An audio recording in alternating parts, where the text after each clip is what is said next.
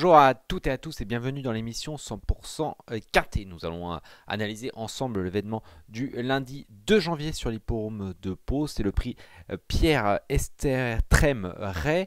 Ce sont 16 sauteurs âgés de 6 ans et plus qui vont se retrouver au départ du parcours des 3800 mètres de haie de l'hippodrome palois. Le terrain est annoncé collant, 4,2. Très important au moment de faire ces jeux. Il y a quelques bases intéressantes à mon avis dans cette épreuve. Je pense que ce ne sera pas le plus dur à donner de l'année, mais on va essayer de le toucher voilà, pour lancer l'année de la meilleure façon possible. On va passer tout de suite au tableau des partants. Dans cette première partie de tableau, on commence avec le top weight de l'épreuve, le numéro 1, Boston Emery, un pensionnaire d'Arnaud Chaillet qui a connu pas mal de problèmes de santé tout au long de sa carrière. Là, il vient de faire une rentrée en demi-teinte, on va dire, après une interruption d'un an. Il porte du poids, mais c'est un cheval de qualité. Il peut tout à fait prendre une place, même si je pense que ça sera plutôt pour la prochaine fois. Le numéro 3, Six One, ça c'est la base incontournable de ce Quintet Plus. Il décevrait en ne terminant pas dans la bonne combinaison, et on va en parler dans quelques instants. Le numéro 4, Chichi de la Vega, c'est mon regret, c'est un cheval qui est très régulier, c'est l'entraînement en forme de Robert Collet. Il a déjà fait ses preuves dans les Quintet Plus, il adore les pistes profondes, vraiment beaucoup d'atouts dans son jeu.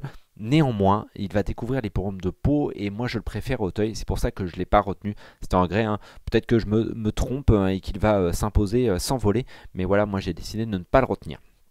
Ensuite, le numéro 6, Capo di Monte. Il reste sur un très facile succès sur les l'hippodrome de Compiègne et je l'ai retenu. Je vais vous dire pourquoi dans quelques instants.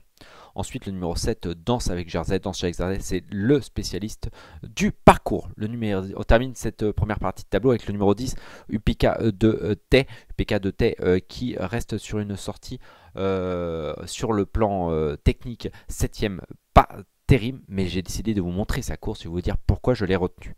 On passe à la deuxième partie de tableau, plus des outsiders plutôt dans cette partie de tableau, même si on se méfiera du numéro 13, Saint-Anjou, qui a déjà fait ses preuves à ce niveau, qui est en forme, mais je le préfère sur des distances plus longues, c'est pour ça que je ne l'ai pas retenu. Et enfin le numéro 14, Superflamme, qui reste sur une performance de premier choix. On passe tout de suite à notre rubrique, notre choix.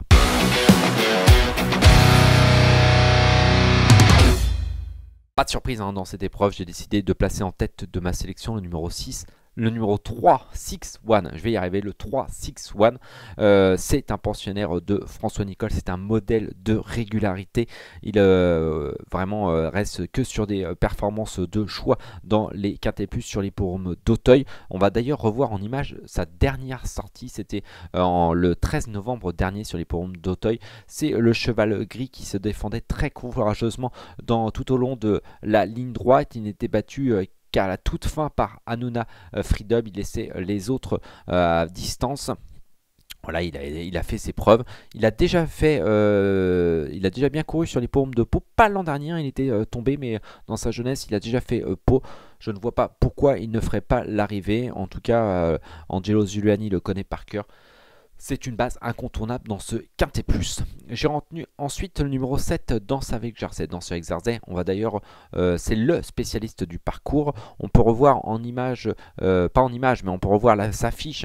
Il a déjà couru 5 fois sur les l'hippodrome pour 2 victoires et une place sur ce parcours. Donc vraiment une base incontournable à mon avis. Danse avec Jersey qui reste sur une performance tout à fait correcte sur les l'hippodrome de Pau.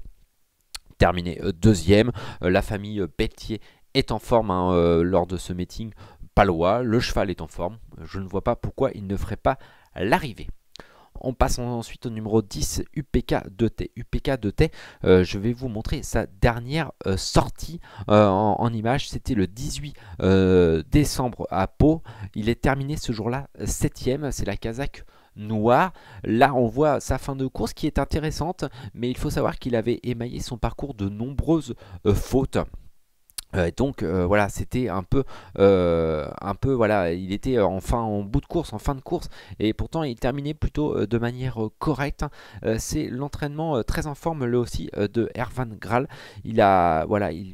Je pense qu'à ce poids-là, vu la forme de son entraîneur, qui a causé des belles surprises depuis le début, ça ne sera pas le cheval de tout le monde, mais le numéro 10, UPK de Tay, peut tout à fait faire l'arrivée.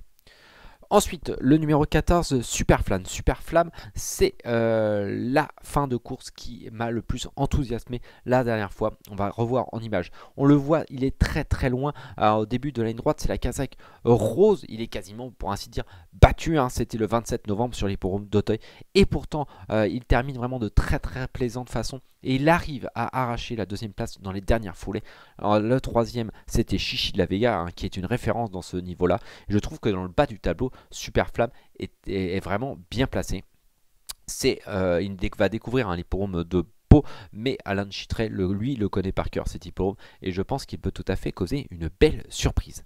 Et on va terminer notre sélection avec le numéro 6, Capo di Monte. Capo di Monte, c'est tout simplement une dernière sortie très très belle hein, sur l'hippodrome de Compiègne. Il s'imposait au niveau handicap de très plaisante façon.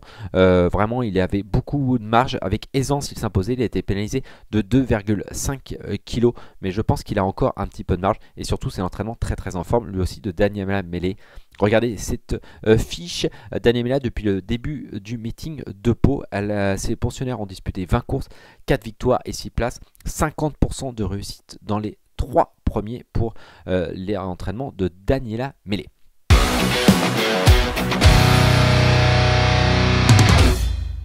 Ce qui donne en chiffres, c'est ça que vous attendez, dans le numéro 3, donc Six One, le numéro 7, Danse avec Jersey, le 10, UPK de Tay, le 14, Superflamme et le numéro 6, Capo di Monte.